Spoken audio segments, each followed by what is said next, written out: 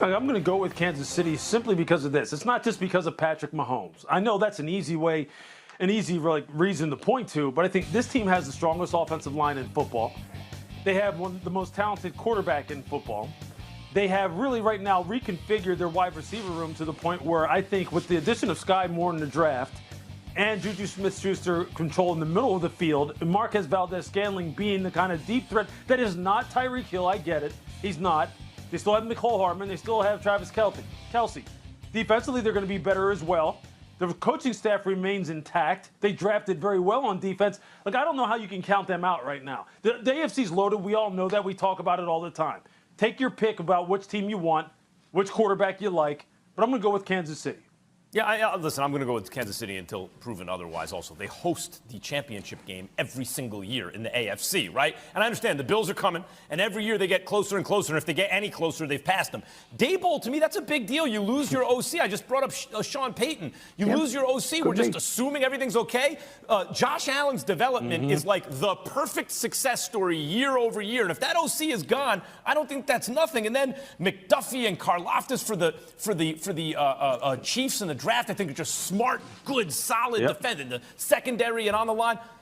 And then, you know what, Lewis, in the end, it does come down to this to me. If the question is football and I'm going to go with Mahomes. Like, I'm going with... There's just so many things that we've always talked about in the show is like the keys to success. Yeah. Quarterback, the continuity with your coaching staff, kind of having a younger, kind of mixes younger and older defense. But I will say our defense is kind of more on the younger side. There really not a lot of veteran presence on the defensive side. So that's one thing I will say is kind of a unknown, I would say more so than any unknowns on the offense. I don't think there's any unknowns on offense. Just kind of new wrinkles this year without Tyreek. But what were you surprised by that? Because I saw a lot of Bills fans, Patriots fans going on there and kind of dogging Louis Riddick for calling him an Andy Reid homer. Just kind of dogging Louis Riddick's take there. What do you think? I mean, obviously the Chiefs show, but if you could take your Chiefs goggles off for a second and look at this, just as a football aficionado as you are, what do you think about his take on that? I think Louis Riddick knows what he's talking about. That's what I think. I always like Louis Riddick, man. He's, I think he's a really balanced, reasonable, intelligent guy. I really do. I always like his takes. And we agree. We agree with everything he said, all the points he made. Look, yeah, we got Patrick Mahomes, best quarterback in the league. Offensive line, one of the best offensive lines in the league, if not the best offensive line in the league. Continuity with the coaches, no doubt about it. Wide receiver room, man, top to bottom. I mean, we just got more guys, more bodies, and we got playmakers. And so that offensively, I think we're set. And I made this point earlier. I don't think there's anybody on their schedule that we can't beat. I don't think there's anybody that we should sit there and say, oh man, we ought to be scared of, or our knees need to be knocking. Defensively, like you said, man, we got a young, fast defense. They're gonna be a hard-hitting defense. These guys can go out there and they're gonna go play. Special teams wise, I mean, we got guys on special teams. We got Chanel who's gonna be able to help out special teams. One of the receivers, I'm sure is gonna be return guy. If not, we have somebody else back there returning. So I think we're pretty much set, as far as up and down the board.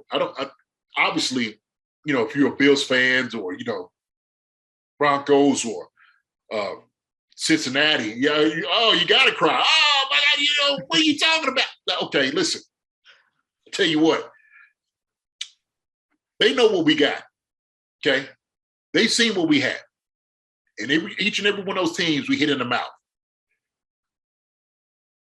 The Bengals escaped us last year, okay? We was beating them handily in the first half, right? And we should have finished them out, and we didn't. But I don't think that's going to be another mistake we're going to make this year. We learned that lesson, okay? We're just going to put these guys away. Ain't going to get another chance, another opportunity and shot. And so our secondary is a lot better against those guys that got on that side, right? So I think Lewis, he's on to something. I don't see why would you not take the Chiefs, right? Why would you not take them? So I think we win the division. I still think we're the best team in the AFC, bottom line. And so if you're thinking about, okay, Super Bowl, who are you going to see? Rams, Buccaneers, maybe one of those guys. We got those in the season. We got them. And then, of course, I think preseason we got Green Bay. I ain't worried about them. They ain't got nobody up there. So they the cupboard is bare in Green Bay. He looking around like, oh, he looking around. Yeah, it's bare, buddy. It's bare. So to me, it just makes sense, man. I just with the talent that we have, I think that we're the best team in football. Bottom line, pure and simple. And so, like I said, Riddick, with his balanced assessment of what we have with the teams that we go against, I think, to me, it just would be a rational, reasonable decision that the Chiefs win the Super Bowl. So we can debate it all day, but hey. I agree, and obviously it's the Chiefs, just so my biases lean a certain way.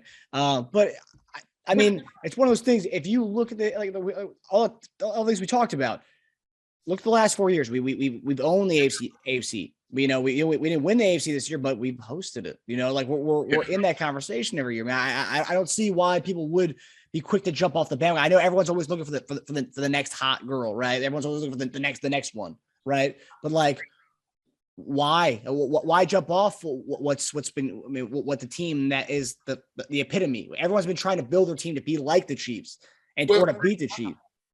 Look, I get it. I understand. You're gonna have the challenges, of course. Tyreek Hill's not here, right? He was the hitter. We knew it was gonna be like one. Hit his head on the goalpost every chance he had a ball in his hand, right? The thing is, we still got guys like that in the room. We still got speed all around the wide receiver room. We do. We got some bigger guys. So now we can do more things because we have more guys with the ability to make this offense great. We still got the greatest tight end in football. And we still got the best quarterback. And we still got the best offensive line. And so offensively, I think we're going to be fine. Offensively, you score points, we're going to be fine. A young, fast defense, if everybody's on the same page, like I said, and I think it's probably one of the things, if all the young guys get acclimated to what they want to do defensively, you're going to be fine. You're going to be fine. Now,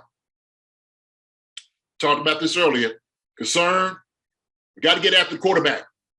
We need a guy. That's what we need. Look, I tell you, I will sit well. If we get as a guy, defensive end, I can say, oh, you know what? Okay, cool. We made a decision to get this guy in that's going to be able to bolster the defense.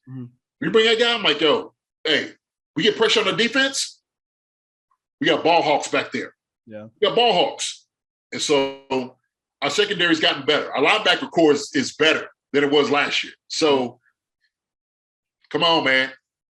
Look, we can argue this point all day. And I get the Bills are going to argue it and everybody else is going to have their say in it. I got it. But right now, I'm taking the Chiefs. And if you got any sense, you will take the Chiefs too. So I know everybody on the show is going to take the Chiefs. I don't know why you wouldn't. You know what I mean? So. And I think the one thing that still puzzles me, and I think that hopefully it'll get figured out, is what we talk about, the edge. It's like every other team in our division addressed edge this offseason, and they all got a high price top 10 guy, Randy Gregory, Khalil Mack, and Chandler Jones. But I thought it was okay. We don't need to get a top dollar guy. We are paying Frank Clark a lot of money, but and it seems like this might be his last year. But I thought we were going to go, like we said, I thought we were going to at least get maybe 2 or 3 guys we can kind of rotate in. And it's you know what? We may not have a top dog, but we're going to have 2 to 3 guys who are going to be rushing at you all game long. 2 to 3 fresh guys rushing at you all game long. So I hope we can address that, maybe finding a vet.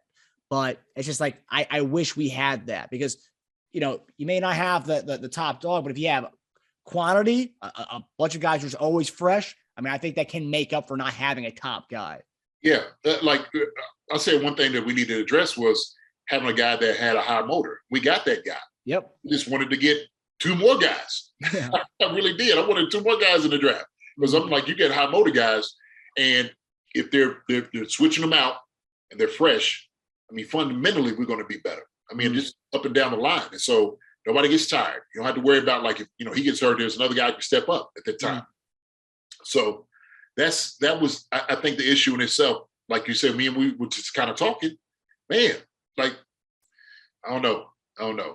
Like I said, that's the one thing that we should probably should have addressed. But offensively, no questions here, none whatsoever. Defensively, maybe D-line, that's it. But if I'm just saying,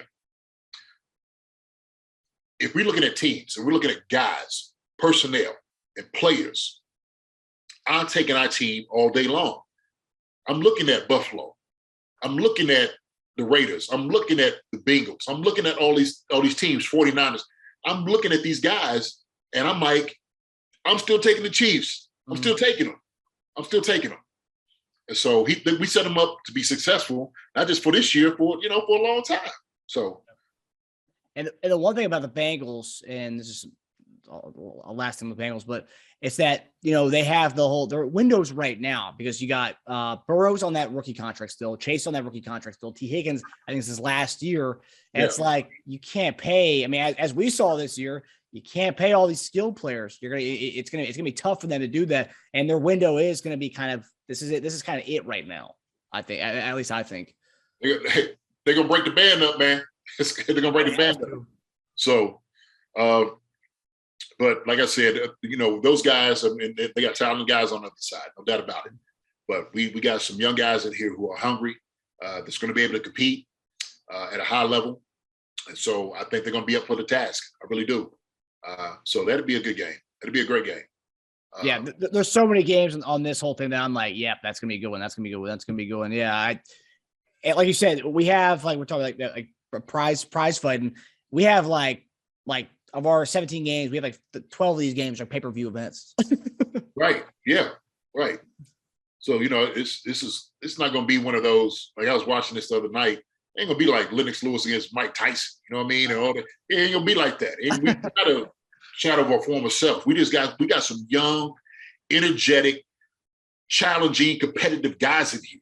Mm-hmm. We got this past draft. They did a tremendous job getting these guys in the draft. So we got some free agents in here who's going to be able to come in and compete. You know what I mean? So lace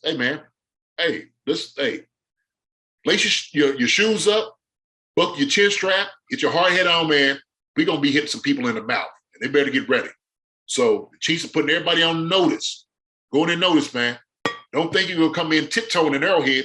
It ain't going to happen. Nope. It's not going to happen. So be ready. The Tyson Lewis reference is great. That's one of the first box matches I remember as a young kid. All the hype behind it. It was the most bad match, man. I know. I'd say I was still like, dang, God, even seeing it again, I'm like, wow, man. But yeah. Hi, everybody. Thanks for watching. Subscribe here to get the latest from the show. Also, be sure to check out the best clips from Chief Concerns. And if you prefer to listen to the show, subscribe and follow us on Apple Podcasts, Spotify, and anywhere else you get podcasts.